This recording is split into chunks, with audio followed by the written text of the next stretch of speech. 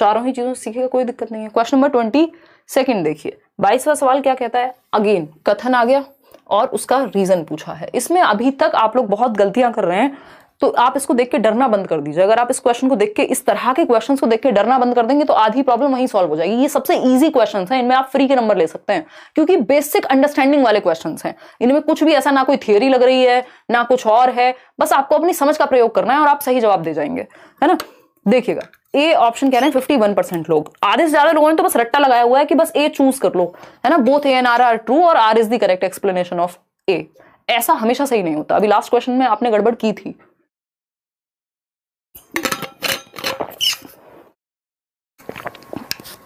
But यहां आप मुझे कॉन्फिडेंट लग रहे हैं। चलिए देखते हैं स्टेटमेंट क्या है। It is important to allow students to take some control over their own learning, यानी ये जरूरी है कि बच्चा अपनी लर्निंग को, अपने अधिगम को क्या दे सके, दिशा दे सके, कुछ हद तक नियंत्रित कर सके।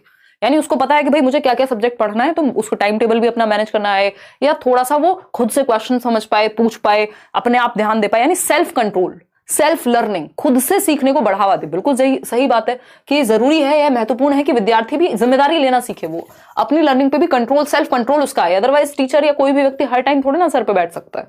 बात तो सही है, ट्रू है, सही है ये वाली बात। अब देखेंगे रीजन।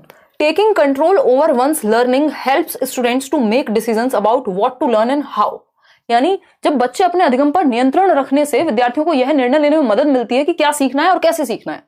भाई जब आपको पता होगा अपनी स्ट्रेटजी खुद बनानी है, सीटेट का एग्जाम है, 1 महीना बचा है, तो अब आप थोड़ी सी जिम्मेदारी ले रहे हैं और खुद से सोच रहे हैं कि क्या हमें पढ़ना चाहिए, क्या नहीं पढ़ना चाहिए, क्या डिसीजन लेना चाहिए, अगर कुछ सीखना है तो कौन सा सब्जेक्ट कहां से पढ़ना है। यानी आपकी सेल्फ लर्निंग, सेल्फ कंट्रोल बेहतर हो रहा है, जो कि अच्छी बात होती है। इंडिपेंडेंट लर्निंग आपकी बढ़ रही है। दोनों ही बातें सही हैं। ये सही रीजन है कि किस लिए लेना चाहिए कंट्रोल, क्योंकि खुद से सीखने पे बच्चों को पता लगेगा क्या पढ़ना है, कैसे पढ़ना है। दोनों बातें सही हैं।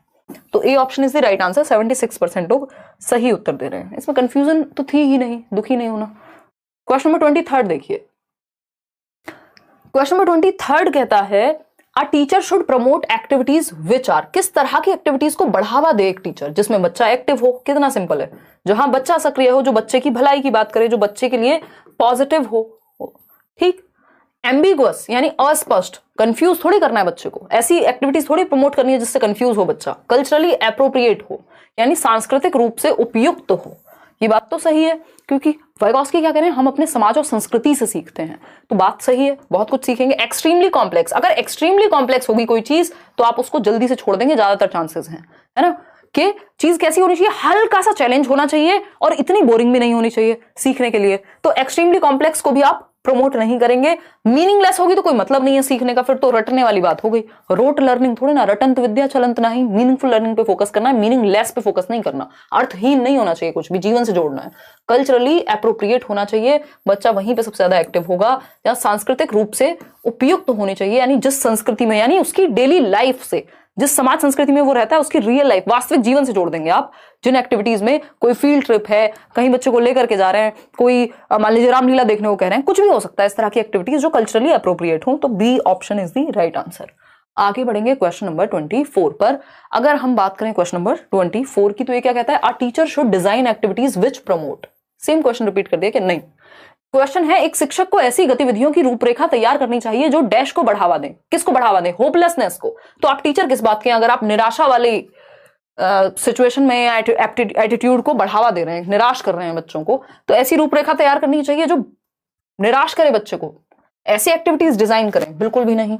कन्वर्जेंट आंसर्स, कन्वर्जेंट नहीं, हमें डाइवर्जेंट चाहिए, क्योंकि कन्वर्जेंट क्या है, ये 4 ऑप्शन है, एक सही होगा, ये कन्वर्जेंट है, क्लोज्ड एंडेड है, हमें ओपन एंडेड थॉट। क्रिएटिविटी किससे बढ़ेगी, डाइवर्जेंट थिंकिंग से बढ़ेगी। फिर भी 4th ऑप्शन चूज करेंगे, मतलब पढ़ेंगे। मियर मेमोराइजेशन, सिर्फ याद करना, तो रटने वाली बात हो गई। रोट मेमोराइजेशन को नहीं बढ़ावा देना। एक ही ऑप्शन है जहां बच्चा एक्टिव है, वो है डाइवर्जेंट यानी अपसारी चिंतन। डाइवर्जेंट थिंकिंग किससे जुड़ी हुई है, क्रिएटिविटी से, रचनात्मकता से। कौन कहता है ऐसा, जेपी गिलफर्ड कहते हैं। और कन्वर्जेंट थिंकिंग किससे जुड़ी हुई है, इंटेलिजेंस से, क्योंकि जब आप 4 ऑप्शन में से एक को पहचान रहे हैं तो आप बुद्धि का प्रयोग कर रहे हैं, कुछ नया थोड़ी बना दिया आपने यहाँ पे, 5वां ऑप्शन थोड़ी बनाया। लेकिन जब आप से कहा जा रहा है कि पॉल्यूशन को कैसे कम किया जाए, इसके लिए कुछ नया सोचो, तो आप दिशाओं में सोच रहे हैं, यानी डाइवर्जेंट थिंकिंग कर रहे हैं, यानी अब कुछ नया निकल के आ सकता है। आगे बढ़ेंगे क्वेश्चन नंबर 25 पर। देखिएगा ये क्या कहता है। क्वेश्चन नंबर 25 कहता है according to contemporary theorist learning is primarily a dash activity, यानी समकालीन सिद्धांतकारों के अनुसार प्राथमिक रूप से लर्निंग एक ऐसी गतिविधि है, अधिगम एक ऐसी गतिविधि है जहां पे आप यांत्रिक रूप से सीखते हैं, मैकेनिकल है, बिहेवियरिस्टिक है, पैसिव है या सोशल है। बताइए। देखो बच्चा कभी पैसिव नहीं हो सकता, और लर्निंग क्या है, एक एक्टिव एंड सोशल एक्टिविटी। लिख लीजिएगा कहीं पे, लर्निंग इज अ, ये जॉन डीवी भी मानते हैं या जॉन डूई भी मानते हैं प्रोग्रेसिव एजुकेशन यानी प्रगतिशील शिक्षा में, कि लर्निंग इज अ, ये आपको हर जगह काम आएगा, ये कैरेक्टरिस्टिक है, विशेषता है लर्निंग की। Learning is a social and active process या एक्टिव एंड सोशल प्रोसेस, ऐसा एनसीएफ भी मानेगा, is an active and social process. यानी आपको याद रखना है कि अधिगम जो है एक सक्रिय और सामाजिक प्रक्रिया है, यानी जब हम ग्रुप में सीखते हैं तो अच्छा सीखते हैं, और जब हम सक्रिय होते हैं यानी एक्टिव होकर के सीखते हैं, कोई एक्टिविटी करते हैं, जैसे अभी हम सीख रहे हैं, तो आप किताब से पढ़ेंगे तो आपको मजाक थोड़ी ना करेगा कोई बीच बीच में, मैं तो करती रहूंगी, है ना। तो एक्टिव और मजाक ही नहीं, बहुत सारे उदाहरण और इतने सारे लोग आप देख रहे हैं कि भैया आंसर कर रहे हैं, तो आपको समझ में आ रहा है अरे मैं अकेला नहीं हूं, और भी 30,000 लोग बैठ के पढ़ रहे हैं लाइव, और भी 30,000 लोग जो है वो आंसर कर रहे हैं। तो ये क्या है, ये एक्टिव है और सोशल है। जब आप अकेले होते हैं तो आपको लगता है अरे यार मैं ही तैयारी कर रही हूँ शायद, या कर रहा हूँ, लेकिन जब आप ग्रुप में पढ़ते हैं तो बेहतर पढ़ पाते हैं। तो 68% लोग सही उत्तर दे रहे हैं। लर्निंग क्या है, एक सोशल एक्टिविटी है और सक्रिय भी होगा, बच्चा पैसिव नहीं हो सकता लर्निंग में। बिहेवियरिस्टिक में तो मैकेनिकल ही हो जाता है कि मशीन की तरह आप काम कर रहे हैं, वो भी नहीं चलेगा। तो D option is the right answer. आगे बढ़ेंगे क्वेश्चन नंबर 26। देखिए ये 30 क्वेश्चन में से या 25 क्वेश्चन में से तीसरा सवाल है जो स्टेटमेंट और रीजन वाला है। इसमें खास बात ये आपसे या तो लर्निंग पे पूछेगा या फिर ये डेवलपमेंट पे पूछेगा, या बेसिक अंडरस्टैंडिंग से आप इस क्वेश्चन को सॉल्व कर सकते हैं यदि आप इसको देख के डरना बंद कर दें। जिस चीज से डर लगे उस पर एक्साइटेड होना शुरू कर दो कि अरे देखते हैं यार ऐसा भी क्या है, तो वो डर अपने आप चला जाएगा और आप अच्छा सीख पाएंगे। ठीक है ना। क्या रील बना रही तुम, बातें कर रही तुम, बोर हो गई तुम? कर रहा है कि लाइक जो नहीं कर रहा, गुरु दक्षिणा के नाम पे लाइक कर दो। अच्छा, गुरु दक्षिणा के नाम पे लाइक कर दो। अच्छा ऐसी बातें चल रही हैं, चलो कोई बात नहीं, इधर आ जाओ। अगर हम बात करें कथन और स्टेटमेंट की,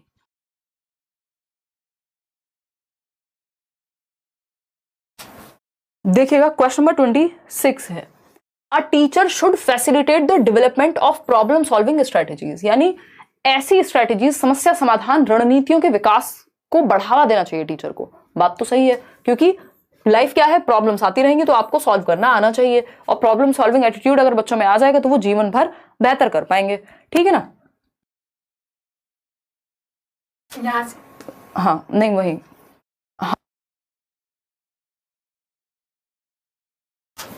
रीजन की अगर हम बात करेंगे प्रॉब्लम सॉल्विंग स्ट्रेटजीज को क्यों बढ़ावा दें, तो इसका रीजन है, बात यह है कि फैसिलिटेट करना चाहिए जिससे प्रॉब्लम सॉल्विंग आए बच्चे में। ये बात बिल्कुल 100% सही है। ठीक, इसका रीजन क्या है, problem solving strategies improve learning and foster critical thinking. भाई जब आपके सामने कोई समस्या आएगी तो आप में डिफरेंट तरीके निकल करके आएंगे। आप सोचेंगे क्या इसको ऐसे भी सॉल्व कर सकता हूं, क्या ऐसे सॉल्व कर सकता हूं, क्या रात को सो रहे हैं आइडिया आया अरे इसको तो हम ऐसे कर सकते थे, ये वाला काम ऐसे कर सकते थे। तो क्या हुआ, क्रिटिकल थिंकिंग। एक तो जितनी भी इंफॉर्मेशन आपके पास है, आप फैक्ट्स एविडेंसेस सब कुछ सोचेंगे और फिर समझेंगे कि क्या कैसे सॉल्व करें।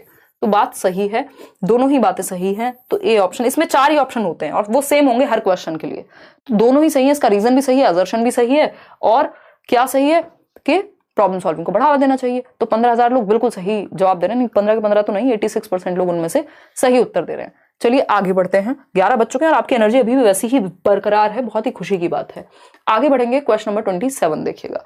क्वेश्चन नंबर 27 क्या कहता है समझते हैं। It is important to dash the misconceptions among students, यानी छात्रों के बीच भ्रांतियों को क्या क्रिएट करना चाहिए। भैया भ्रांतियों को क्रिएट थोड़ी करना चाहिए, मिसकॉन्सेप्शंस आइडेंटिफाई करना चाहिए, पहचानना चाहिए, ताकि आप उनको ठीक कर सकें या करा सकें, आप डिस्कशन कर सकें।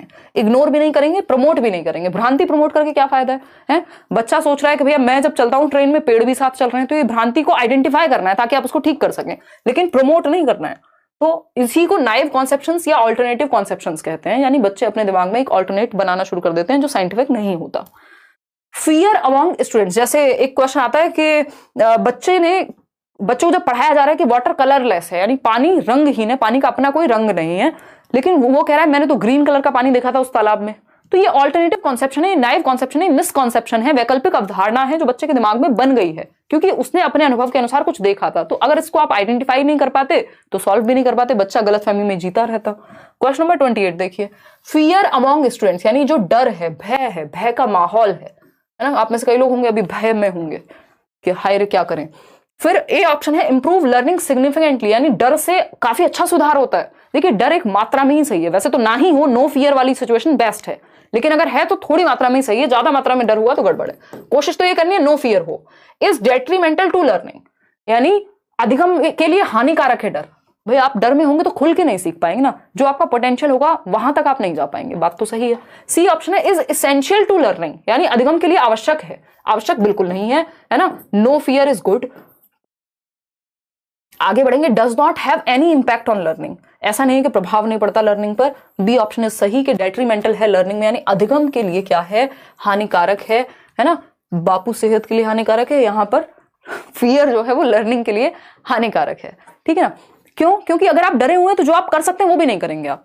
हालांकि डर को एक्साइटमेंट में बदलने की कोशिश करनी है अगेन, और ये फंडा आप मेरा याद रख सकते हैं, तो ये आपको लाइफ में काम करेगा, ठीक। डेट्रीमेंटल है, इसमें क्वेश्चन आया हुआ है कि बेस्ट सिचुएशन कौन सी है सीखने की, जहां पे नो फियर हो और आप ये मानते हो कि एबिलिटी में वृद्धि की जाती है, एबिलिटी इंप्रूव हो सकती है ना, कि आपकी क्षमता इंप्रूव हो सकती है। अगर आप पढ़ेंगे तो आपकी समझ बेहतर होगी, आप कर जाएंगे, और फियर ना हो तो वो बेस्ट सिचुएशन है ना।